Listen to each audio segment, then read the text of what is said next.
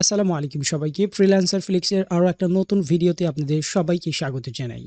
আজকের এই ভিডিওতে আমরা দেখব কিভাবে আমরা খুব সহজেই প্রফেশনাল মানের লোগো ডিজাইন করতে পারি ক্যানভার মাধ্যমে। তো চলুন শুরু করি আজকের এই ভিডিও।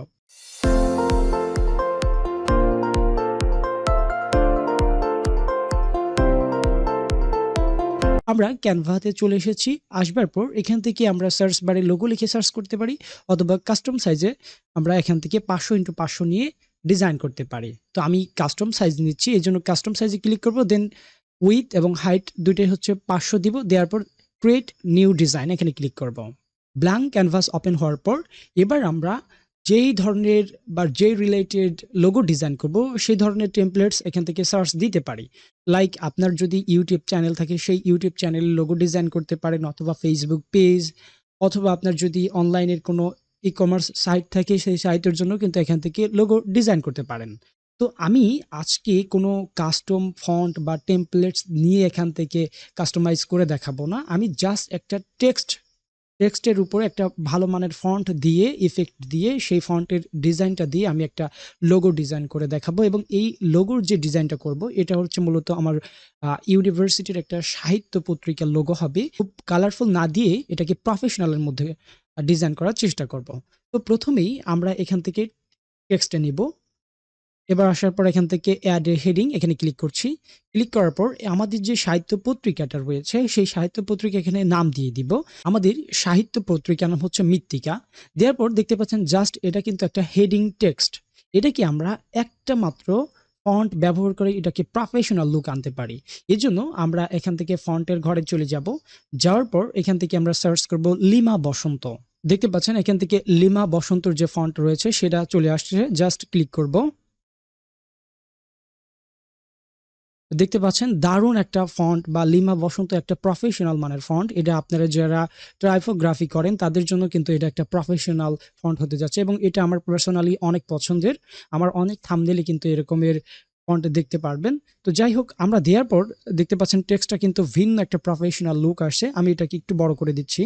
বড় করে দেওয়ার পর এটাকে আমরা একটু শ্যাডো বা আউটলাইন দিতে পারি। এর জন্য এখান থেকে জাস্ট ইফেক্টে ক্লিক করব।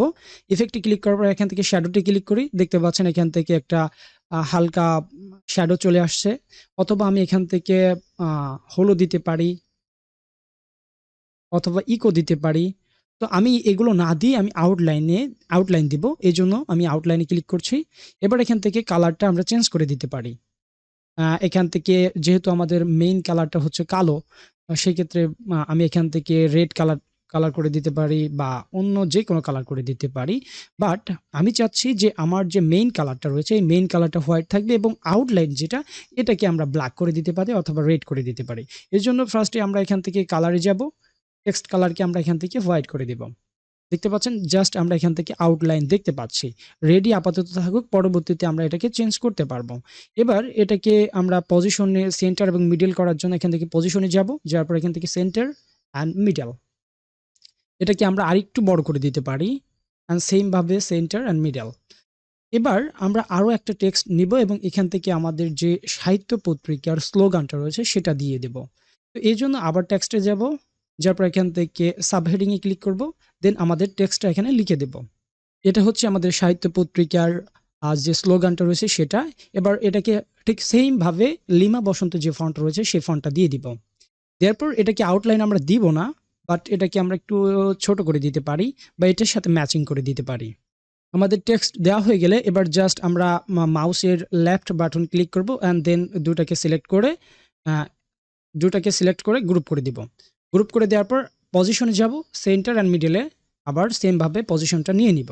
নেওয়ার পর এখন আমরা এটাকে এক্সপোর্ট করতে পারি বা এটাকে ডাউনলোড করে নিতে পারি। আমি খুব শর্টলি এখন দেখাবো কিভাবে আপনারা একটা ই-কমার্স সাইটের জন্য বা ই-কমার্স পেজের জন্য লোগো ডিজাইন করবেন। এজন্য আমি এখান থেকে একটা নিউ পেজ নিচ্ছি। নেওয়ার পর জাস্ট আমরা ডিজাইনে যাব। এবার এখান থেকে আমরা সব লিখে সার্চ করব। দেখতে পাচ্ছেন এখানে হিউজ পরিমাণ আপনার হচ্ছে অনলাইন স্টোর রিলেটেড এখানে অনেক টেমপ্লেটস রয়েছে। আপনারা চাইলে যে কোনো একটা কাস্টমাইজেশন করে নিতে পারেন। আমি এটাকে ক্লিক করছি। ক্লিক করার পর দেখতে পাচ্ছেন এখান থেকে অনলাইন শপ ই-কমার্স লেখা রয়েছে। জাস্ট আপনারা এই যে টেক্সটগুলো রয়েছে, এই টেক্সটগুলো চেঞ্জ করে দিয়ে কিন্তু আপনাদের যে অনলাইন স্টোর রয়েছে, সেই স্টোরের নামটা দিয়ে এটাকে কিন্তু আরেকটু কাস্টমাইজেশন লাইক কালার চেঞ্জ করে দিতে পারেন। তারপর এখান থেকে ফন্ট চেঞ্জ করে দিতে পারেন। সবকিছু চেঞ্জ করে দিয়ে কিন্তু এটাকে ডাউনলোড করে আপনার প্রফেশনাল কাজে ইউজ করতে পারেন। আশা করি আজকের এই ভিডিওটা আপনাদের ভালো লেগেছে। যদি ভালো লেগে থাকে অবশ্যই এই চ্যানেলটা সাবস্ক্রাইব করে রাখবেন। লাইক, শেয়ার করতে ভুলবেন না। দেখা হচ্ছে পরবর্তী কোনো ভিডিওতে। ততক্ষণ ভালো থাকুন, সুস্থ থাকুন। আল্লাহ হাফেজ।